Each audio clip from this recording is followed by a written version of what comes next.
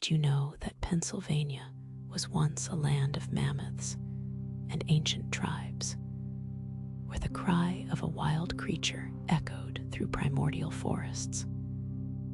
Before European feet ever touched this soil, a different world existed, untouched and feral. Towering trees proudly reached for the sky, their gnarled bark telling tales of time. Below them, woolly mammoths trudged through thick underbrush, while primitive hunters, crouched behind moss-covered rocks, marveled at their colossal prey.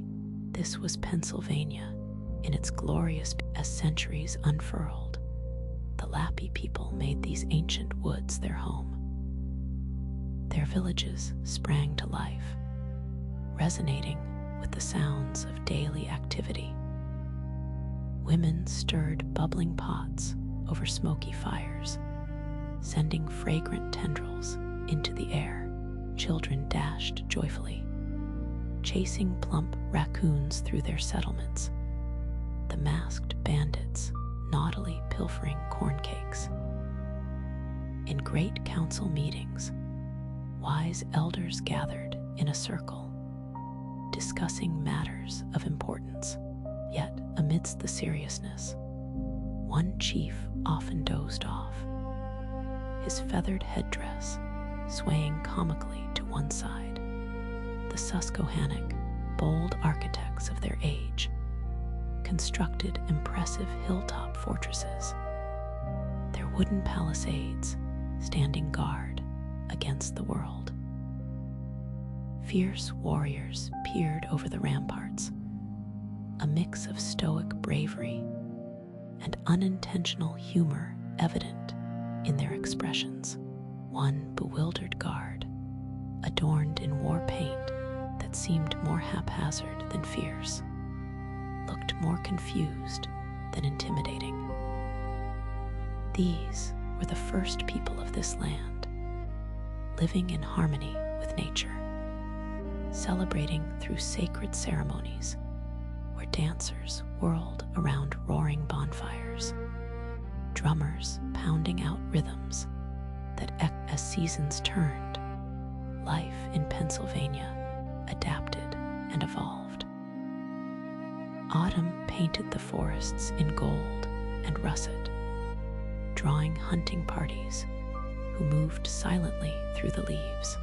One hunter, focused intensely on his prey, failed to notice the wary turkey watching him approach.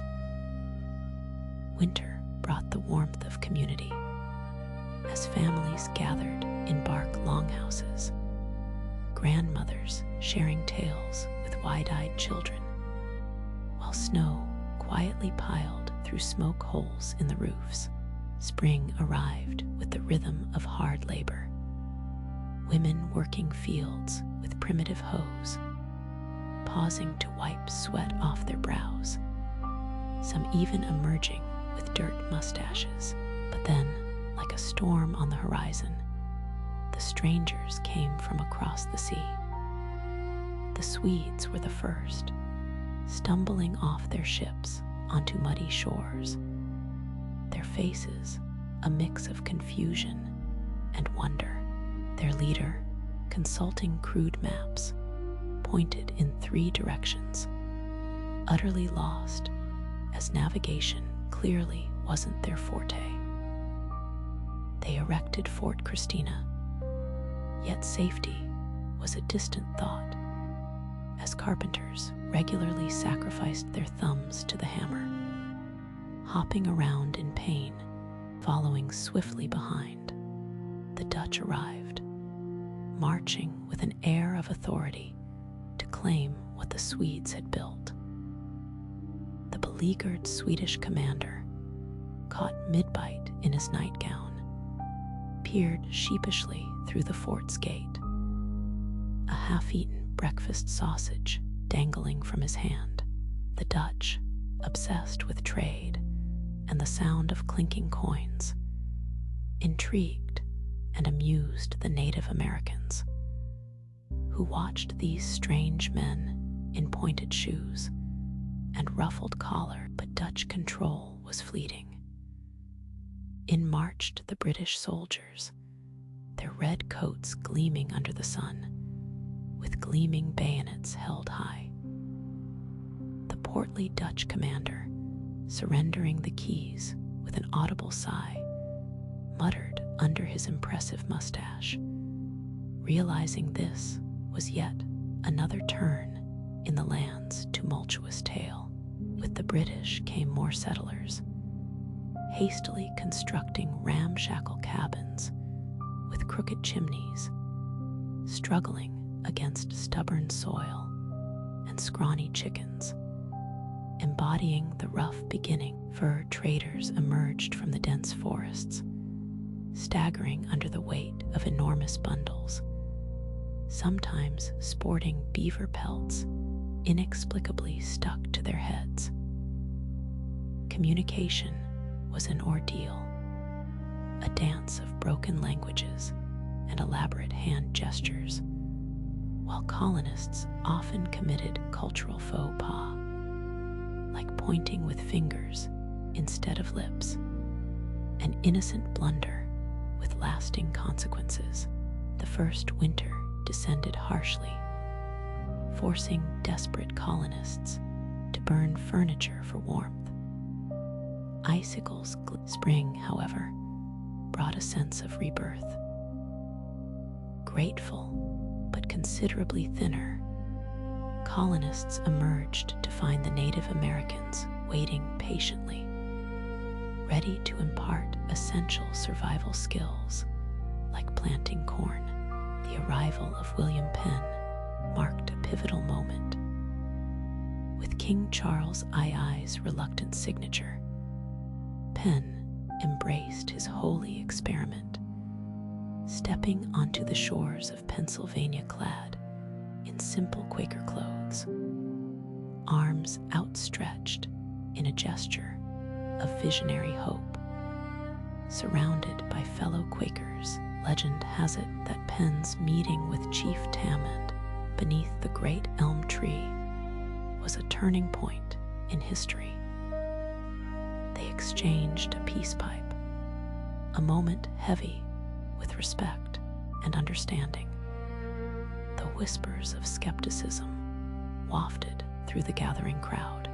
Penn, consumed by passion, devoted himself to planning Philadelphia, hunching over drafting tables with such fervor that he inadvertently knocked over an inkwell, creating a perfect ink circle on the map. Sometimes, the first Quaker meetings mirrored silent reverie, dozens sitting quietly until someone found the courage to speak, startling others into attention. Penn championed religious tolerance, drawing together Quakers, Mennonites, Lutherans, and Catholics to build a society. Though the strained politeness between groups often crackled in the air like static, with fervor, Penn presented his framework of government to the assembled colonists, explaining democratic principles, while a lone listener dozed off in the back. As Philadelphia burgeoned, its streets thrummed with the energy of merchants and traders, while Quaker women navigated around puddles, their skirts high and careful to avoid splashes. When Penn returned to England, he waved wistfully from his ship's deck, watching the city fade into the distance, leaving behind deputy governors struggling to maintain order. One enthusiastic deputy, gavel in hand, pounded it so hard it flew from his grasp, shattering a window, chaos lurking just in the vibrant tapestry of Pennsylvania. The Pennsylvania Dutch farmers meticulously organized their fields, their unmistakable red barns standing like sentinels of order and precision, perhaps just a touch obsessive. Market days in Lancaster buzzed, Amish women selling fresh bread, while farmers traded goods amidst an orchestra of rapidly spoken German, leaving English visitors bewildered. Struggling, the Great Awakening swept through. Dramatic preachers gesticulating wildly from makeshift pulpits as colonists reacted with varying degrees of fervor. Some wept, others shouted, while skeptics stood cross-armed, watching the spectacle unfold. Education took a stern approach, schoolmasters pointing with authority as children recited lessons, though mischief brewed just out of sight, with boys making faces behind the infamous walking purchase. Saw Delaware chiefs watching in disbelief as relay runners claimed an impossibly long day's walk, a monumental athletic fraud that would raise eyebrows even today. Defense meant building wooden stockades, yet guards often nodded off at their posts, muskets slipping from relaxed hands, oblivious to the dangers lurking just outside the walls.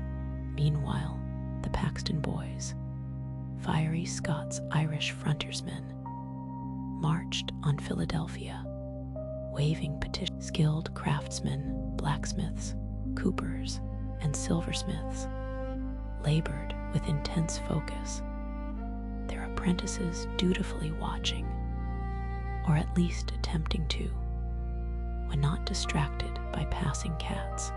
The great wagon road saw Conesaga wagons rumbling along, until inevitably one got stuck in the mud, causing the first traffic jam in history.